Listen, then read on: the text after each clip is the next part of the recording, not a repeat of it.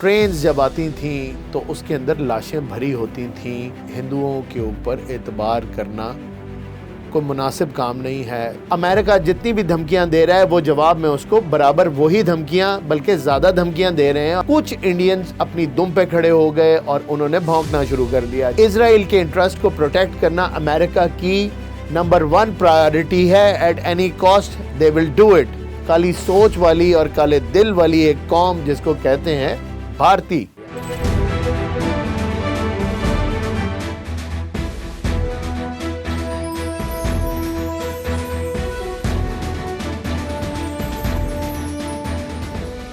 بسم اللہ الرحمن الرحیم. میں ہوں چودھری محمد فراز. آپ فیکٹ فورس گلوبل کی ایک اور ایپیسوڈ دیکھ رہے ہیں. امید ہے کہ آپ کے گھر والے پیارے اور آپ خود بالکل خیریت سے ہوں گے. آج جس ٹاپک کو ہم ڈسکس کریں گے اپنے اس پروگرام میں وہ بڑا ہی سمپل قسم کا ٹاپک ہے، لیکن انڈیا اور پاکستان میں جتنی عوام جتنے لوگ رہتے ہیں ان کے لیے بہت امپورٹنٹ ٹاپک ہے. وہ ٹاپک ہے پاکستان کا انڈیا سے ریلیشن، تعلق. دو ملک جو کبھی ایک ہی تھے پھر ڈیوائیڈ ہو گئے.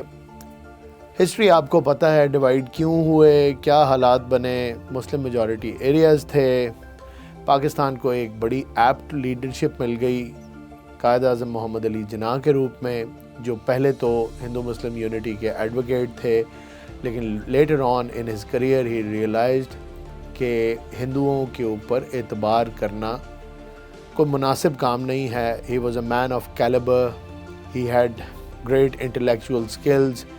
بہت ہی زبردست پولیٹیشین اور اسٹیٹسمین تھے، جتنی تعریف کی جائے کم ہے.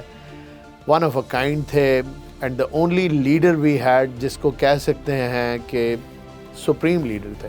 تو قائد اعظم محمد علی جناح نے ریئلائز کیا اور یہ فیصلہ کیا کہ ہندو مسلم یونٹی کبھی ہو ہی نہیں سکتی، اور اس کے بعد کام شروع کیا ان مسلم میجورٹی ایریاز پہ جو کانسیپٹ تھا علامہ محمد اقبال کا، جو ٹاپ کے فلاسفر بھی تھے. ٹیکسٹ بک کے اندر ہمیں کچھ اور طریقے سے یہ ساری چیز بتائی جاتی ہے، لیکن سمپل الفاظ میں پاکستان کا کانسیپٹ جو انویژن کیا یا امیجن کیا وہ علامہ محمد اقبال، ڈاکٹر علامہ محمد اقبال نے کیا، جو بیسیکلی ایک فلاسفر تھے اور اس کے بعد ایک بہت بڑے پوئٹ بھی تھے. اور اردو زبان میں اور فارسی زبان میں ان کی کلاسیکل پوئٹری سے ہندوستان میں بھی، ایران میں بھی، پوری دنیا میں اور پاکستان میں بھی سب واقف ہیں. قائد اعظم کو انہوں نے کنونس کیا، یعنی محمد علی جناح کو انہوں نے کنونس کیا کہ پاکستان نام کی ایک ریاست یا ایک ریاست جو مسلم میجورٹی ایریاز کے اوپر بیس کرتی ہو وہ بننی چاہیے. انہوں نے اس کے اوپر کام شروع کیا اور جب پارٹیشن ہوئی تو پاکستان وجود میں آ گیا. بنگلہ دیش بھی ہمارے ساتھ تھا. انڈیا ڈیوائیڈ ہو گیا. انڈیا کو یہ چیز ہضم بھی نہیں ہوئی، اچھی بھی نہیں لگی. پارٹیشن پہ کیا ہوا آپ جانتے ہیں. ہیومن ہسٹری کا سب سے بڑا سانحہ انڈو پاک کی پارٹیشن تھی. اس پارٹیشن پہ جتنا خون بہا اتنا شاید کسی جنگ عظیم میں بھی نہیں بہا ہوگا. ظاہر ہے ریسورسز نہیں تھے، رپورٹ ہوئیں چیزیں، کچھ رپورٹ نہیں ہوئیں، لیکن دیکھنے والے کہتے ہیں اور ہسٹری بتاتی ہے کہ ٹرینز جب آتی تھیں تو اس کے اندر لاشیں بھری ہوتی تھیں، خون کی ندیاں بہہ گئیں، اتنا ظلم ہوا، نہتے مسلمانوں کو گاجر مولی کی طرح کاٹا گیا. یہ تھی ہماری ہسٹری اور یہ تھی وہ شیئرڈ ایونٹ جو ان دونوں ملکوں کی پارٹیشن کے ساتھ ہی وجود میں آ گیا. یعنی on the day the two countries were made, or on the day India was divided, it was divided with the blood of the innocent Muslims in the subcontinent. وہ جو لکیریں کھچیں وہ ان مسلمانوں کے خون سے کھچیں. یہ تھی وہ بیسز جس کے اوپر ہمارے ریلیشن کی بنیاد کھڑی ہوئی ہے. ایران کے ساتھ مسئلہ، ایران کے اندر بہت بڑا مسئلہ کھڑا ہوا ہے، پوری دنیا جانتی ہے. یو ایس اے اس کو بہت زیادہ تھریٹ کر رہا ہے. اپنا ابراہم لنکن جو ان کا ایئر کرافٹ کیریئر ہے اس کو موو کیا، اس کے ساتھ ڈسٹرائرز کی ایک پوری فارمیشن بنائی، پرشین گلف کے اندر کھڑا کر دیا. ایران نے اس چیز کو نوٹ کیا. ایران نے تو اپنے آپ کو ڈیفینڈ کرنا ہے، اینڈ دا وے ایران از، ان کے ہاں جو آئیڈیالوجی ہے، جو اسلامک آئیڈیالوجی ہے، وہ اس کے اوپر پورے طریقے سے کاربند ہیں. ایرانینز اور should I say Iranians اپنے ملک کے دفاع کے لیے اپنی جان کا نذرانہ پیش کرنے سے کبھی بھی گریز نہیں کریں گے، اور اپنی آئیڈیالوجی سے 1 انچ پیچھے ہٹنا ان کے لیے موت سے کم نہیں ہے۔ تو امریکہ جتنی بھی دھمکیاں دے رہا ہے وہ جواب میں اس کو برابر وہی دھمکیاں بلکہ زیادہ دھمکیاں دے رہے ہیں، اور جو ریسنٹ دھمکی تھی وہ یہ تھی کہ if you look at us in a bad way or launch an attack on the Iranian soil, Iranian people, Iranian territories, anywhere, then we'll respond in kind and not on the US but on Tel Aviv۔ یعنی ہم جوابی کارروائی ایک unprecedented حساب سے یہودیوں کے اوپر یعنی اسرائیل کے اندر اس کے کیپٹل پہ کر دیں گے۔ تو یہ بیان جو ہے بڑا کنسیڈریبل ہے۔ اس کے اوپر کچھ انڈینز اپنی دم پہ کھڑے ہو گئے اور انہوں نے بھونکنا شروع کر دیا، جیسے ان کا ہائپوتھیسس یہ تھا کہ پاکستان تو اب ریڈی ہے ایران کی پیٹھ میں خنجر گھونپنے کے لیے اور اس کو بٹرے کرنے کے لیے، and Pakistan is the biggest Brutus in the whole region.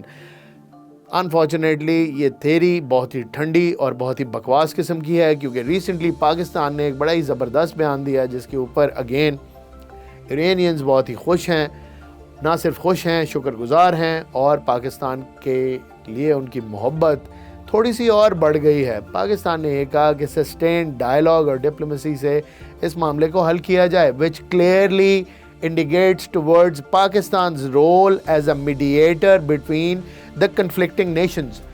آپ سوچ رہے ہوں گے کہ پاکستان اس لیول پہ ہے یا نہیں، میڈییشن کروائے گا۔